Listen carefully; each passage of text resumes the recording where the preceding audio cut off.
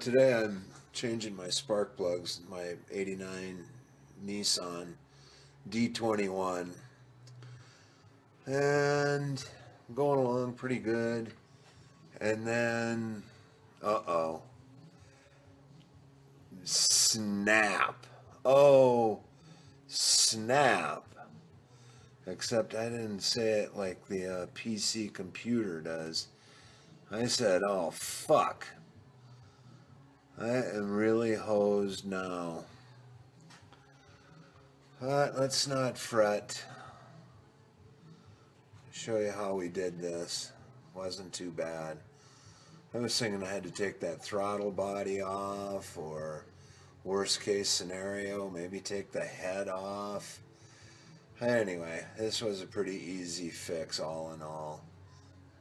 So I started out with this type of an extractor, which there's really no way that you can get around that throttle body, and you just wouldn't have any room to turn it. So I went to see a friend of mine, David Bentledge at Able Auto, and told him how hosed I thought I was. And he gave me this. This is a Snap-on, what is that, an REX 25A. And this is a handy little tool set here. These are some good heavy-duty extractors. And so I thought I wanted to see what in the world I had in that, see what I was working with here. So I put this spark plug in the vise, and we'll take this handy dandy Milwaukee Sawzall, hacksaw. We're going to cut it right there, just so we can see what we have going on. Okay, we're going to get this done. So here we are. This is what we're dealing with here. This is what's down inside my cylinder head. And I got some measurements off of it. And it's about a 5/16 opening. And I started out with the 930 seconds extractor, thinking that it would get in there further, deeper. I would have more bite to it. Let's see, what do we got here? I thought it would get in there further and give me a better bite. Now let's get rid of this, because this is garbage. If you break one of those off in there, then you're really hosed. So anyway, I put a lot of lubricant on it. I'm gonna grab that and show you what I use. So I use this Blaster penetrating oil. Hosed it down really, really good. Okay, then, so I started with that 930 seconds, and I bottomed out in there. So then that was stuck down in the cylinder also.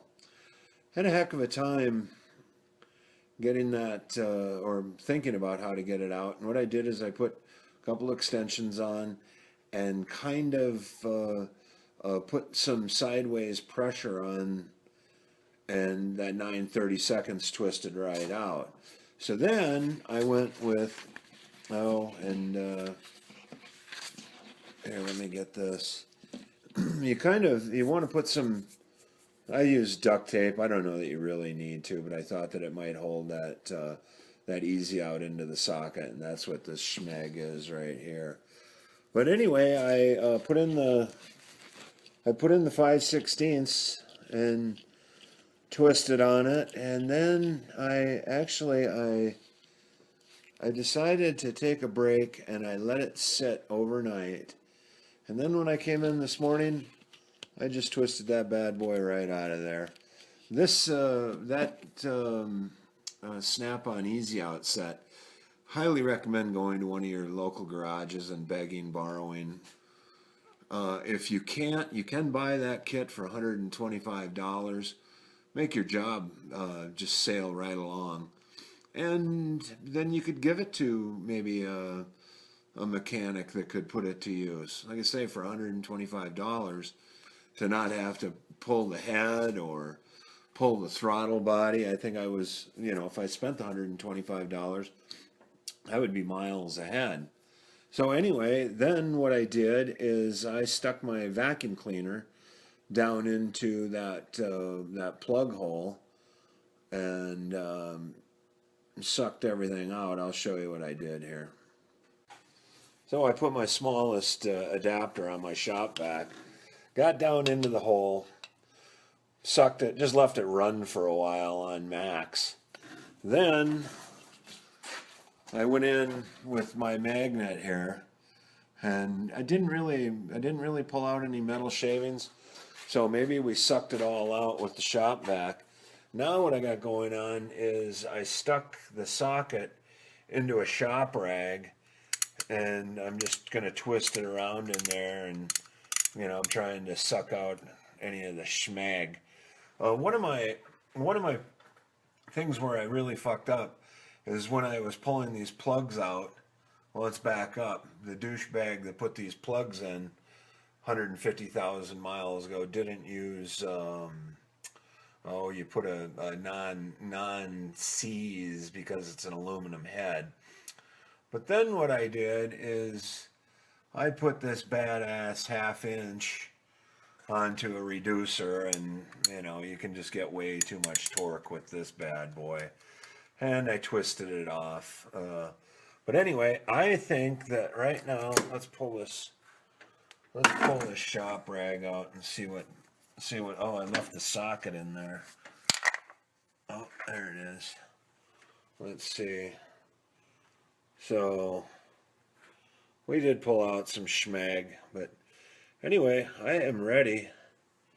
I believe, to put in my spark plug, and away we roll. I did mention to David that that maybe I would disconnect the coil wire and turn it over without a plug in there. I don't know. I might do that. I think I am. I think I'm going to stick my vacuum cleaner back in there, and I'm going to disconnect the coil wire right here so we don't start up. And like I say, I'm going to stuff this. I'm going to stuff that in there, kind of like that. We'll put it on max, and then I'm going to turn it over a little bit, and we'll see how it goes. So this is the plug that I cut the threads off of so that I could get some measurements on that piece.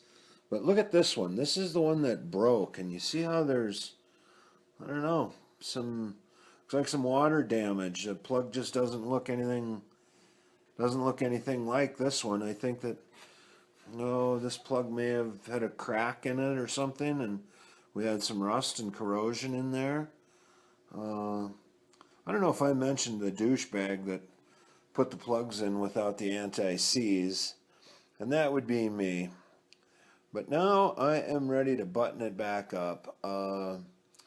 When I brought my rig into the garage, I was planning on doing an oil change tune-up, and now what I think I'm going to do is I'm going to button it up with the plugs. I'm going to run it for a little bit, and then I'm going to change the oil.